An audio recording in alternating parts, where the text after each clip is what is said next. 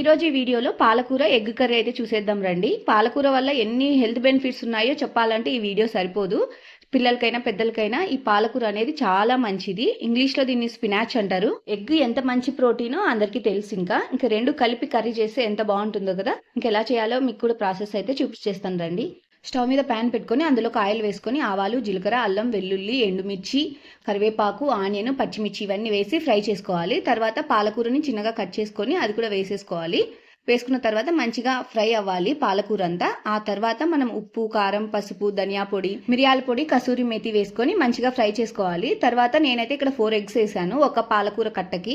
ఈ మసాలాలన్నీ మంచిగా ఫ్రై అయిన తర్వాత ఇంకా ఎగ్ అయితే మనం వేసేసుకోవాలన్నమాట. ఈ పాలకూరలోకి ఎగ్ వేసుకున్నాక మంచిగా ఫ్రై చేసుకొని ఇంకా అందులోకి లాస్ట్లో కసూరి మేతి, కొత్తిమీర వేసుకొని దించేసుకుంటే మన పాలకూర ఎగ్ కర్రీ అయితే రెడీ అయిపోతుంది. టేస్ట్ మాత్రం చాలా బాగుంది. కన్ఫామ్గా ట్రై చేయండి. వీడియో నచ్చితే మాత్రం సబ్స్క్రైబ్ చేసుకోండి.